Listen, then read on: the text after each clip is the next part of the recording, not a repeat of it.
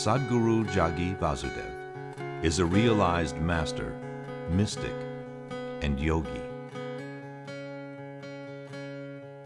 He has shown the way for people to attain to their natural joy and to live life with experience from one's own inner nature. His presence is filled with grace and compassion. Sadhguru's scientific approach towards spirituality and work towards the upliftment of humanity have received accolades worldwide. The words that come from him in intensity and utmost clarity, from his deep understanding and wisdom, can change the very core of the being. Belonging to no particular tradition, Sadhguru incorporates what is most valid for the modern person from the spiritual sciences. His work, an outpouring of his blissfulness, finds expression in the form of a ceaseless offering to help all beings.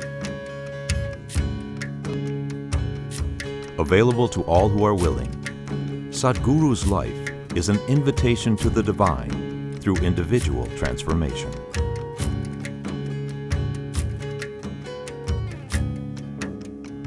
Welcome to the silent revolution of self-realization.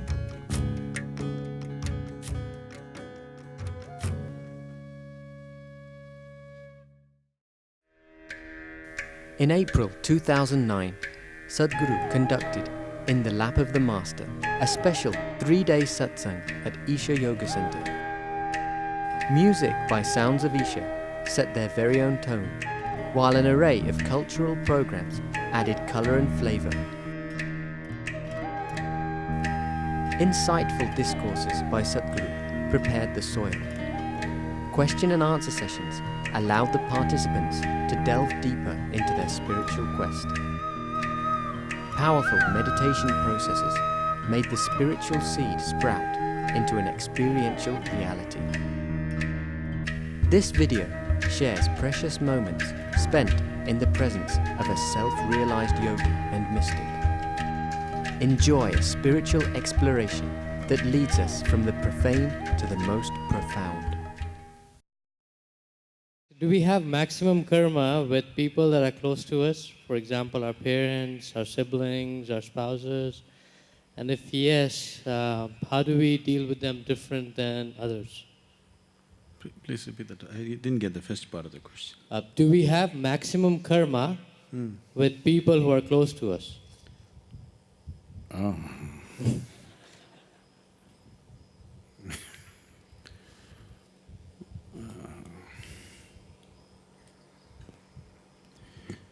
People, are you talking about your wife?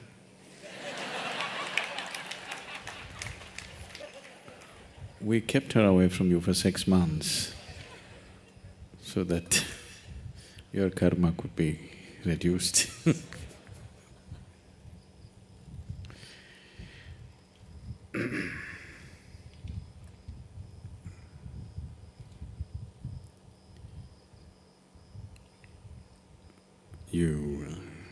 People who are close to you means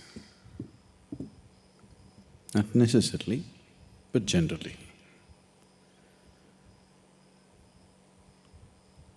You're always looking for somebody who thinks like you, who feels like you, who acts like you. You're looking for a double. This double thing is a big problem. You know, during World War II, Adolf Hitler had many doubles. People who just looked just like him. They were trying to speak like… they were trained to speak like him, behave like him, all mannerisms, everything. Many tyrants across the world have always tried to have doubles for a variety of reasons. This is a basic trait of a tyrant. that you want to have a double. And because lot of marriages are tyrannical, you're trying to have a double. In 1944, when the World War II was beginning to turn against the Third Reich, on a certain day, Himmler, who was the right-hand man of Adolf Hitler, walked into a safe house where there were 8 Hitler doubles. All of them looked like Hitler, they dressed like Hitler, behaved like Hitler. They have been trained for years. And everybody else who deals with them also have to behave as if they are Hitlers. So Heinrich Himmler walked in and said, "Hail Hitlers!" and said, "I have good news and bad news." They all said, "Okay, what's the good news?" The good news is, our Führer is still alive. The bad news is, he lost his left eye and he pulled out a metal hook.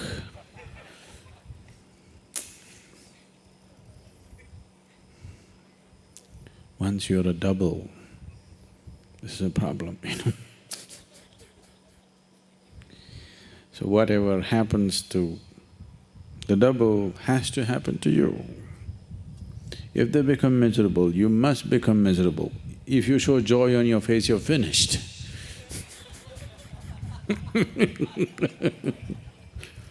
No? Yes? If your double is being miserable, you must also act miserable. Whether you are or not, it doesn't matter. If you show joy, then the double, you're not doing the double act properly. So, I do not know from what context, from what understanding of karma you're asking this. People whom you believe you love and people whom you believe you hate, with both of them there is a lot of karma. You may never meet that person, they're somewhere far away, but you hate them. You definitely have a lot more karma with Pakistan than Lithuania, isn't it? Isn't it? Because it's going on. So, karma is not because of your engagement in life with something. Karma is because of the way you deal within yourself. It is something that you're doing to yourself. It is not something that life is doing to you. It is something that you're doing to yourself. So what kind of karma you do to yourself is your choice. We were looking at this as today. If you wish, you can become joyful. If you wish, you can become miserable. You can become blissful, you can become ecstatic. You can become utterly, you can cause agony to yourself without any reason. It's just you. So this must be understood. Karma means action. Whose action? My action. Or in other words, this is a great insight into life, that you understand your life is your making. It is your doing, it is not somebody else's doing. Only because it is your doing, only and only because it's your doing, there is room for liberation. If it was God's doing, how the hell are you going to break it? If the trap was God's trap, Creator's trap, there is no way you're going to break it, because it's your doing. That is why it can be undone. After all, it's your doing.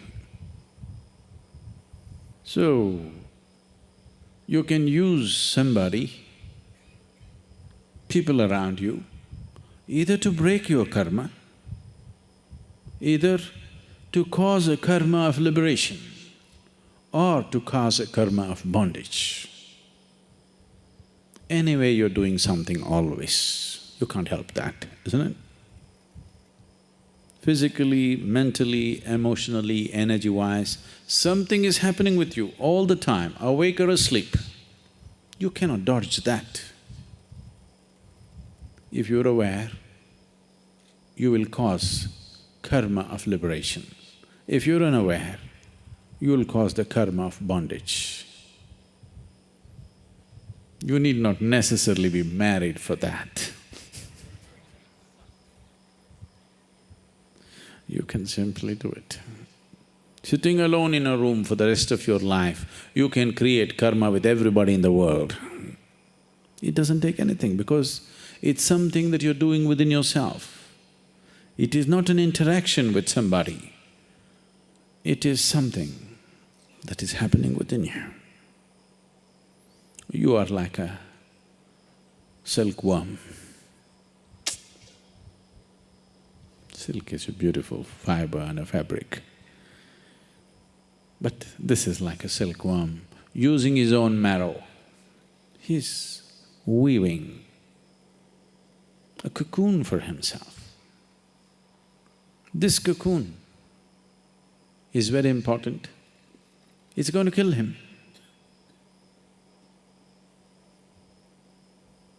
If he doesn't break it someday, if he breaks it, he becomes a beautiful butterfly, free to fly. If he doesn't, he will die within the cocoon. That's all karma is. If you crack it, it becomes a source of liberation. Something very beautiful will happen. No worm can ever imagine what it means to be a butterfly, isn't it?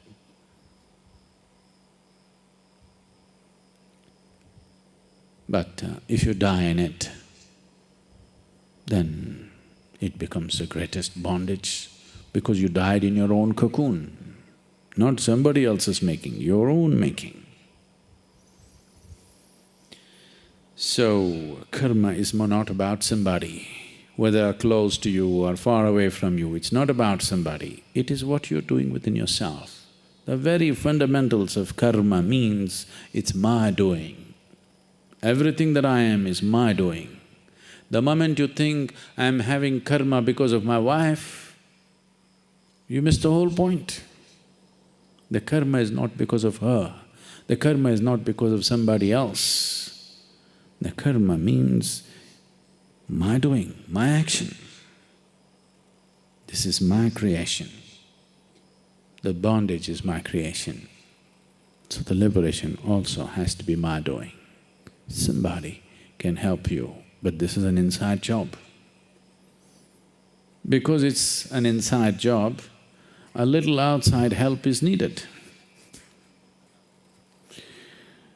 But it's an inside job. You're not having karma with anybody. Karma is about you, it is your making, it is your bondage. Two people may be living together, doing many things together. One may be becoming free, another may be getting entangled, isn't it so? Isn't it happening? They are living together, doing the same things. One is using this to get entangled, another is becoming liberated. Because it's your doing. If it was each other's doing, then both would be entangled. It is not so. The very word karma means it's my doing. Nobody else is involved in this business.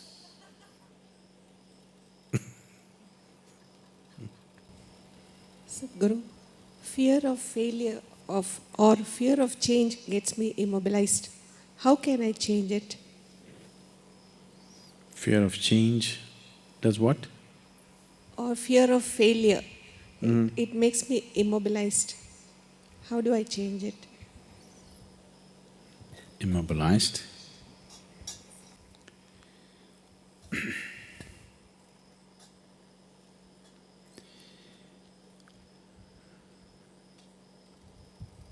For one who is seeing this life as a stepping stone for a larger possibility, for him there is no failure. For one who is looking at the simple events of this life itself as the goal of life, for him there is failure and success. If you're just seeing this life as a stepping stone for a larger possibility, if you have a good deal, you use that for your well-being. If you have a bad deal, you use that for your well-being.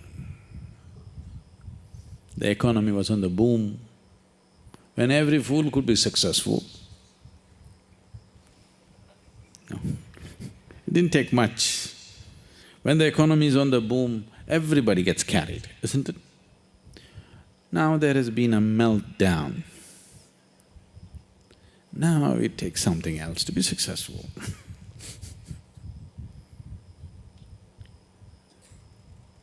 So, when the economy was on the boom,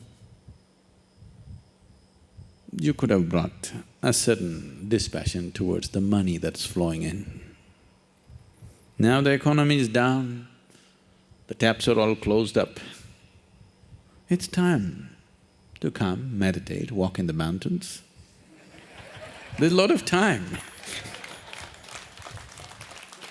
There's a lot of time on your hands, isn't it? When there was money, it took away your time and life. Now the taps are closed, lots of time, this is the time. So it doesn't matter what the hell happens. It doesn't matter what the hell happens with your life. If you are seeing this life only as a stepping stone for a larger possibility, then whatever the situation, it is beautiful and very useful, very, very useful. Once there was a farmer like you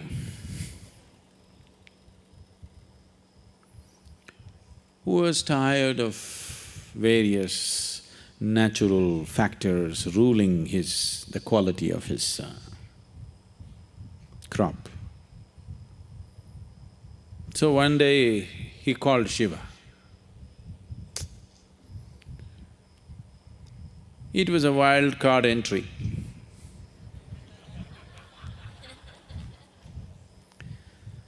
So he found excess. And Shiva said, what? He said, I'm tired of all the natural nonsense happening. Obviously, you're not a farmer. I know from history that you were a hunter. You were not a farmer. You don't know what it means to farm. Why don't you leave the nature in my hands? I'm a farmer. I know when it should rain, I know when there should be sunlight, I know when there should be wind, I know everything. You don't know because you're just a hunter. And you're a crazy ascetic. You're definitely not a good farmer. The wrong times it's raining, at wrong times things are happening. You leave it to me. Shiva was one of those moods, he said, okay, nature is in your hands.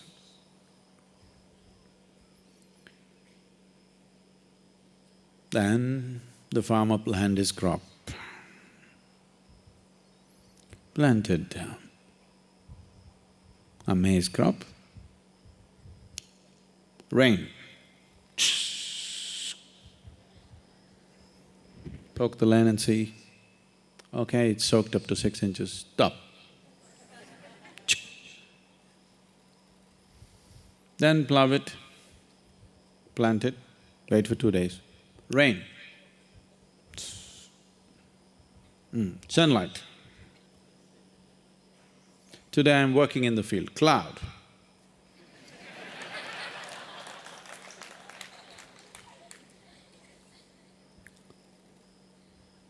So everything just happened the way he wanted. A beautiful maize crop came. He was overjoyed, see. It's good. Nature should be in farmers' hands. And then when the time to harvest came, he wanted to see, because none of the birds were coming, he was surprised.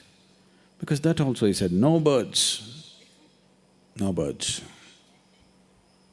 Then he went and opened and saw nice big everything, but you opened and saw no grain inside. Then he thought, what the hell is this? What did I do wrong? Then he couldn't figure out, because rain, water, sunshine, everything he managed properly. Then again he went back to Shiva. But he was in this condition. He waited for many years for him to open his eyes. By the time these many years, the fields and the family, everything went to… But he wanted to know the answer. What went wrong? He's farmer first. Then when Shiva opened his eyes, he asked, I did everything right, but there is no grain. Did you sabotage my crop? Shiva said, I've been watching. You were in charge, so I didn't want to interfere. The rain was great, the sunshine was great, everything was fine, but you stopped all the winds.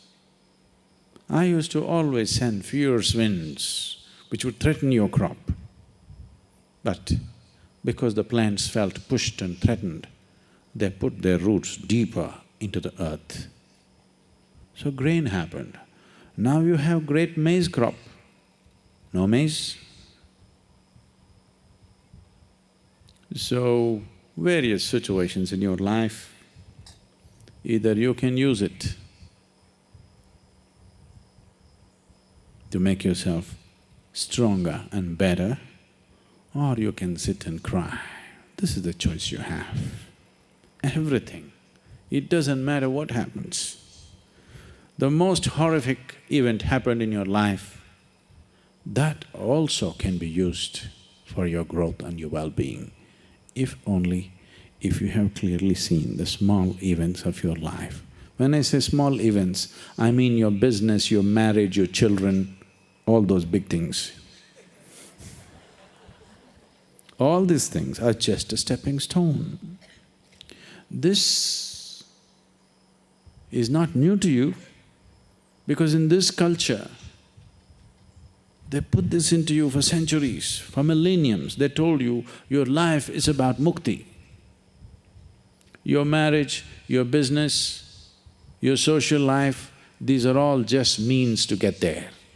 Either you go with it or you go without it. But whether you are a sannyasi or you're in the samsara, your only goal is mukti. Yes? The goal was not just for the sannyasi, for everybody it is mukti. If you can walk alone, you walk alone. You want party going with you, you walk with the party. That's your choice. You want to get there quick, you walk alone. You want to go there having picnic on the way slowly, you go with people. Choice is yours.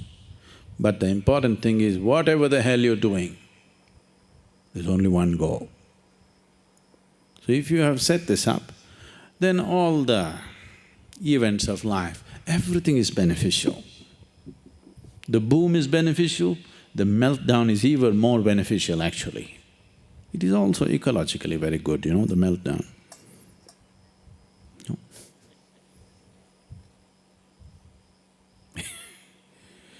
So, the fear of failure.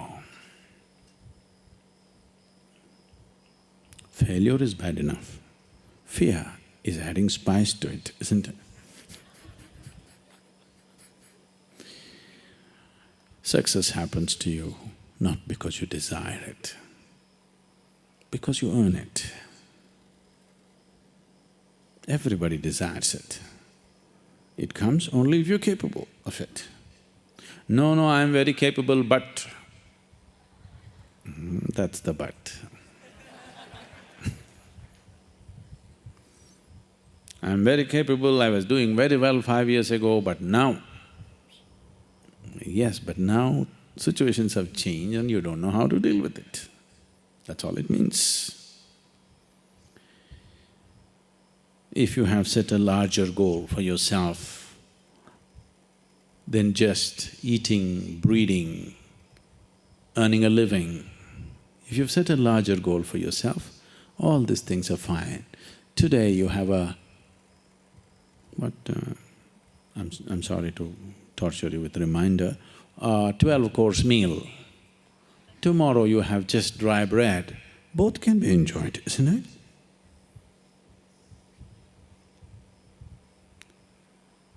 Both can be just fine. Actually, it's good for health not to have a 12-course meal.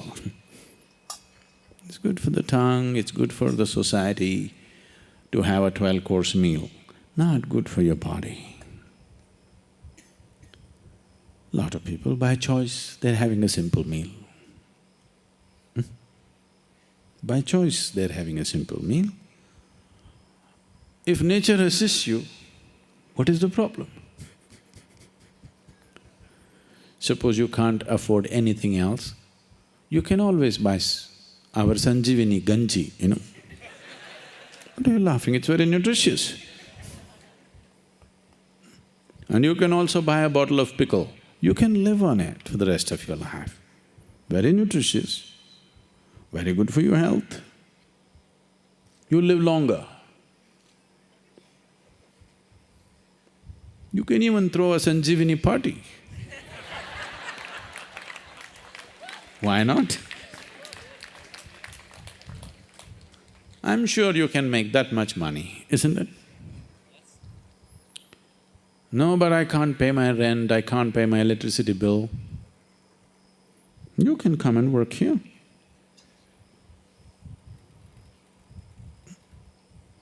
If you don't have a building, we'll put you in the thatch roof. At least the cowshed is there. You know, we all slept in the cowshed to start with. Today things have gotten a little better. You don't know how it'll be tomorrow, who the hell cares? When we slept in the cowshed, we were like this only. Today also we are like this only.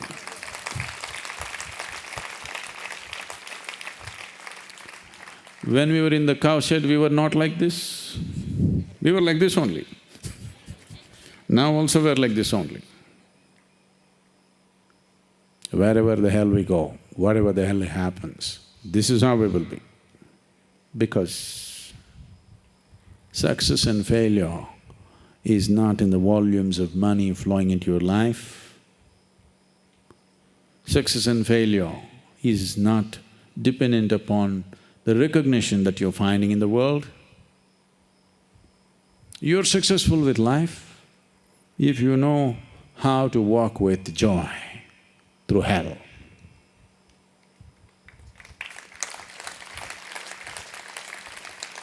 Meltdown is not hell, don't… I know there is a certain amount of global warming involved, but it's not as hot as hell, not yet. It's not bad at all, it's very good. I'm sure you can do with less food, smaller house, smaller car, or walking is great, you know.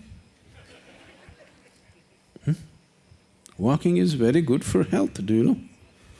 Some man who just became 100 years old in Coimbatore city, I have not met the man, I read in the newspaper just a month ago, he his hundredth birthday, they asked him, what is the source of your health and well-being, because he's still strong and good? He said, I am a walk king. You know, he put a hyphen in walking and said, I am a walk king. Because every day I walk, 100, I'm still walking. So your failure could be extremely good for your well-being. Don't be against your own well-being, you know. Satumao Ganji and walking, sure recipe for health.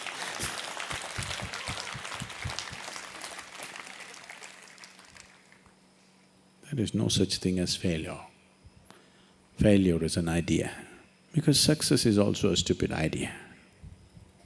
It's your idea, what is success and what is failure, isn't it? Instead of trying to change the world, change your idea. Isn't it easier? If you just change your idea of success and failure, everything is great, isn't it? If you were a beggar on the street, today, if you could walk into the restaurant, eat a masala dosa and pay 10 rupees bill, this would be the height, the peak of your success. Isn't it so?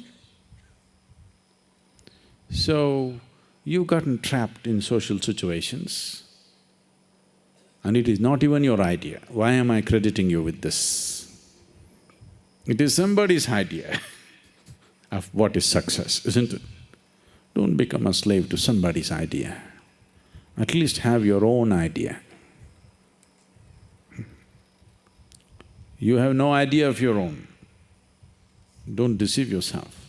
Every idea, every thought, every emotion, every value that you have is picked up from somewhere and it rules you from within.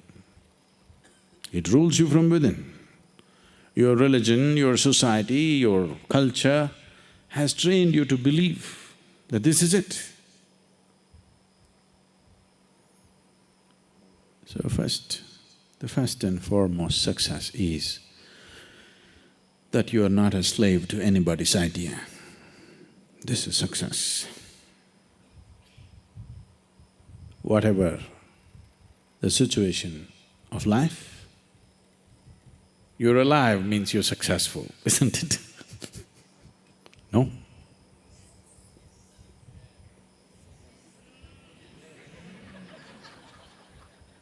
Let me see it if you're successful. This is success, you're alive. You don't know the value of life. You're crying about the share market. You do not know the value of life. Because the damn graph is going up and down, you want to die?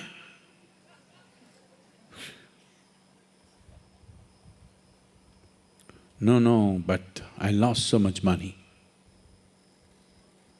There is no such thing. These are all social things, these are not existential things.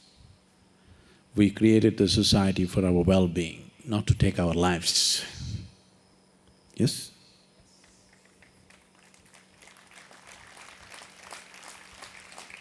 You created your family, your social structure and every other damn thing for your well-being, not to take your life, isn't it? Now every damn thing can take your life. Don't make things that you create, things that human beings create, larger than your life. That is the basis of your suffering. You are not interested in the Creator's creation, so magnificent. You are enamored by petty things, so you have to suffer. If you don't suffer, how? What is the value of enlightenment? You have to suffer. If ignorance doesn't bring suffering to you, why would you seek enlightenment? What would be the value? Somebody said ignorance is bliss. They've always been selling ignorance, of course. See, I told you the power of marketing in the morning. People have been telling you ignorance is bliss. Ignorance is bliss. You know, during the 60s, people popped LSD. You know what's LSD?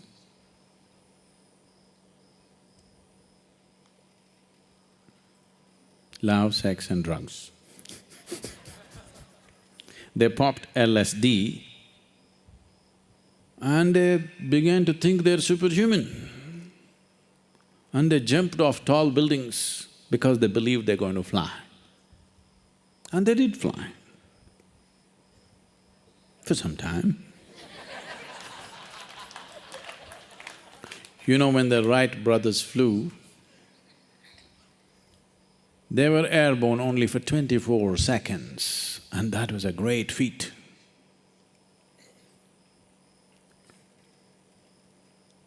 When I was 17 years of age, I built my own hang glider and I tried to fly down the hill. Because it was downhill, I flew. I believe it looked like a long time, but I believe I could have also done something 20 seconds.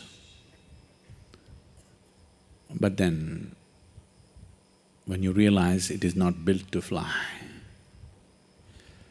then the bliss is over.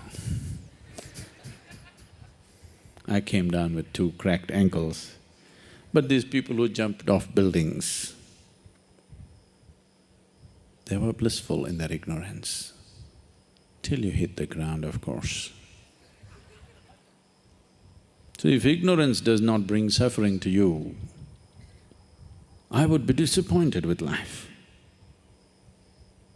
I would be very disappointed. Then all my striving and who I am doesn't mean anything, it's of no significance, it's of no consequence.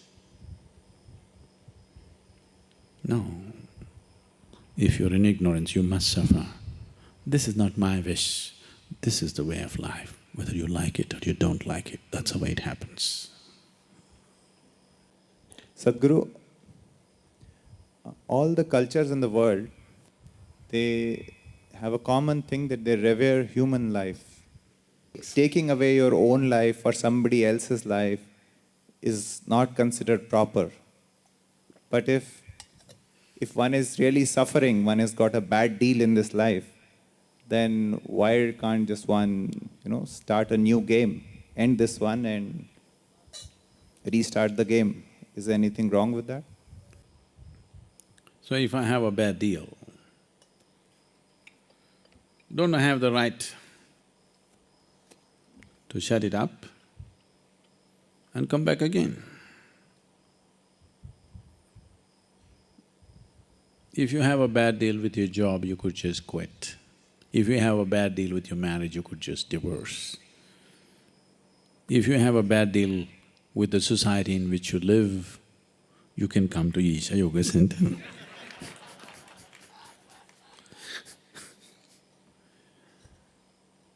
If you have a bad deal in Isha Yoga Center, you can go up the mountain. So, these are not good enough reasons for you to end the process of life. First of all, you didn't create it, so you don't talk about ending it. Unless your identity as a separate being or a separate person has disappeared, and you and the source of creation are just the same. If you come to that point, then you can just throw away your body consciously. Then you're allowed to do it. Not by damaging the body, not by hanging from a tree. We don't mind burying you under the tree, but hanging from a tree is neither good for you nor for the tree.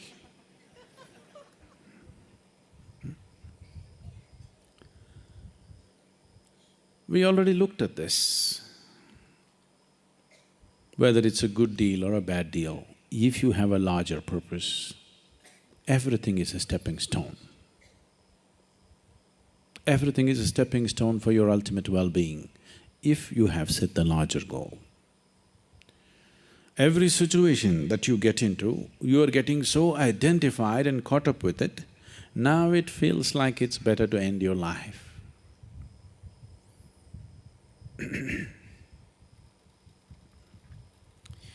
Anyway, this is lot of bull. Because today something is going wrong, you want to end your life. Tomorrow morning something is going right, you want to live. You want to have your third baby. You want to get married once again. If things are going little better tomorrow morning, you'll have plans. Everything looks bleak, you think of suicide, isn't it? So this is just a game that you're playing in your mind.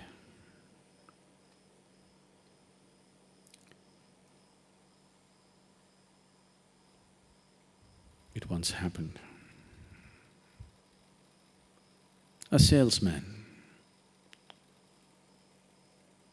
decided to go into a new development, housing development.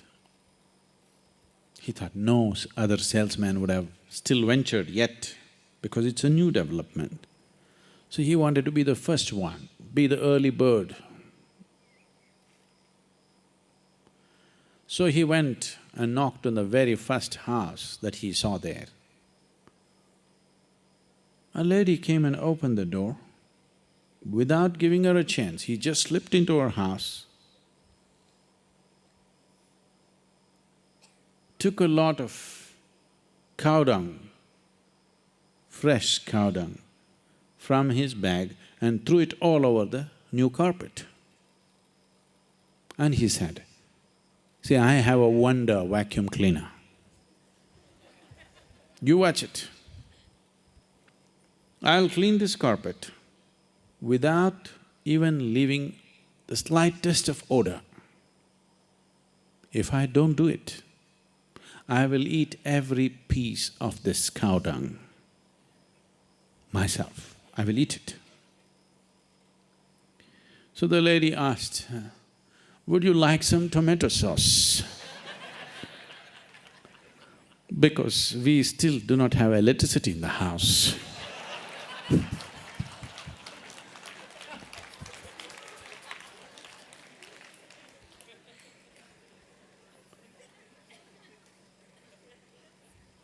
What you need is a little bit of tomato sauce.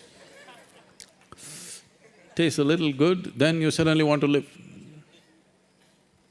Just eating cow dung, you feel like dying.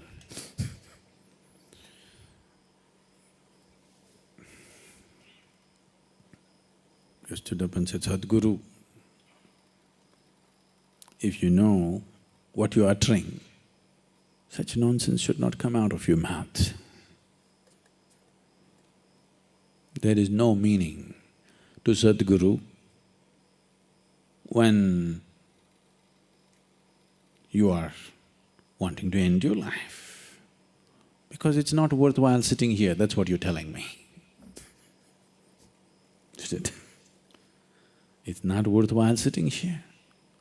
You're not in grace, you're somewhere. About how your job is not working, how your family is freaking you, how something else is happening. That's all you're thinking about. Just be here. Suddenly it'll be worthwhile. I'll make it worthwhile.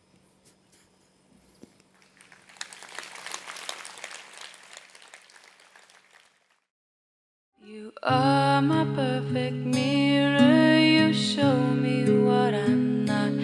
In the endless pit of what once was me, layer and layer you peel off me. The pain it is, but the joy it brings.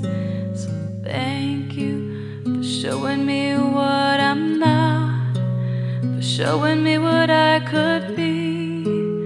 Thank you